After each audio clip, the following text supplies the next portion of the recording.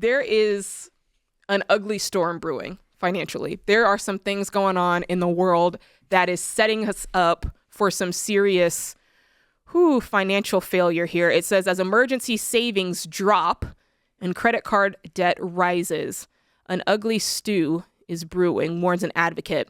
It says that as high inflation continues and interest rates go up, many people are seeing their savings dwindle and credit card balances increase.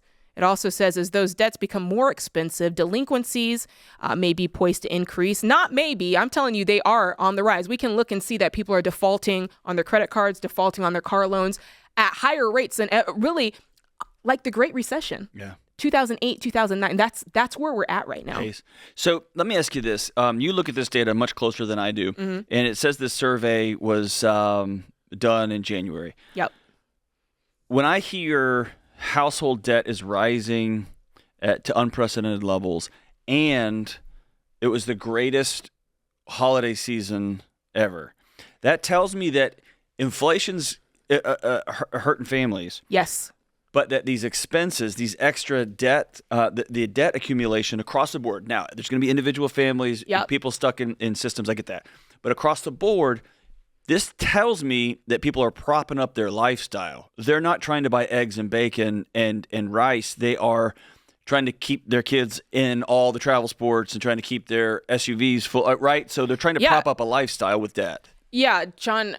In my mind, there's two schools of people here. It's like you said, it's the folks who are truly, truly struggling. Right. Like they can't buy groceries, right? And then there's the people who have just decided that this is a bandwagon thing. Like, oh, HELOCs are cool. I'll get one. I need a new kitchen. Oh, wait, we can, like, I'm just going to get the newest car. I need a Tesla. Yeah, sign me up for payments. There's the people who are just going along with whatever culture says, like, this is the life you need to live at any cost, basically. Right. And then when the default starts happening, when the market starts turning, when you realize you're upside down on your car, or you went crazy in 2020 and you're realizing you're upside down on your house, you're looking around trying to point the finger, but you can't because you chose to go along with this. I wish people could hear our conversations. I've had conversations with Dave, and he said the words, I'm not spending that on that. Yeah. It's people of means have conversations and say, well, that's too much. I'm not going to pay that price for this. Or I called a guy who's going to do some work on my house yesterday and said, I can't afford this, but I can afford this one. Yeah. So I'm going to do this work, but not this work. But that's not a normal phrase, John. Right. And we've got to take into account things have gotten more expensive. They just have. Inflation's real. We have to modulate and adjust our lifestyles, man, or we're going to it's going to be a mess. It requires a certain level of self-awareness. It requires a certain level of ownership of your own financial situation. Yeah. Because, I mean, we know most people aren't living on a budget. Right. Like, to know how, you would be surprised when you ask somebody on the street, hey, how much money do you make? People can't even answer that question. Oh, I think when I get my checks, I think it's like 4,000. Like, people don't know the answer to that. Or $19 an hour. Well, how much do you make like a month or a year? Yeah. I don't know. Yeah. And the majority of people, I read a stat, it's over 50%. If you ask them, hey, what did you spend last month? No clue. Can't tell you. They can't tell you. And then we're wondering, okay, why is it that our emergency savings is dropping? Why is it that credit card debt is rising? Because if you're not aware, if you're not being a good steward, which is simply being a good manager of the money that's coming into your hands, yeah, you're going to spend too much of it. And then you're going to go, wait, what do I do? Oh, I know, credit card. You're going to make ends meet with a credit card. And then when that runs out, you're going to go to the next thing, right? And how many people do you know who their car breaks down? Yeah. They don't have enough cash to get it fixed. So do you know what people do, John?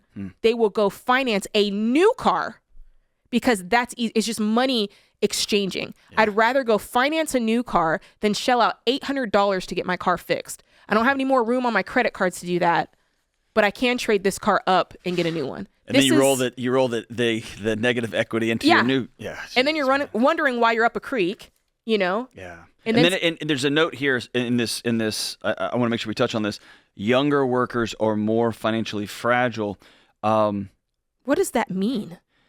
Well, my guess is it means two things. One, they don't have the savings built up, and they are starting from scratch, if you will. And I think there's some truth to that. Okay. And well, it says 45% of millennials, 44% of Gen Xers, and 38% of Gen Zers have more credit card debt than money in savings. And so I left college with my bachelor's degree. This is 100 years ago, so this sounds like no student loan debt, but at the time it was $1 million. Mm-hmm. I left with 17 grand in debt from my bachelor's degree.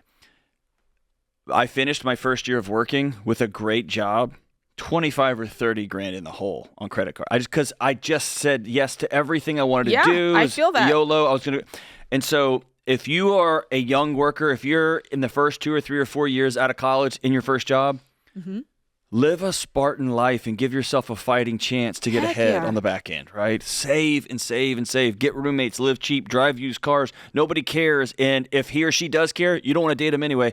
Yeah. Begin to make that part of your life so that when these things happen when you're 35 or 45, it's not so much that you have the money's fine and the savings account's fine, all that. It's you have changed your character. You just handle these problems in a different way. That's true. That's a really good point. Making that mental shift early on. It's an identity. I'm not trying to live a life so that other people can look at what I have and getting my worth and my value from that. You know, if you can start that mindset younger, the better. And just on a practical tip, if you are young and you have debt, now is the time to get it. Like, now is the time to get after it and pay it off.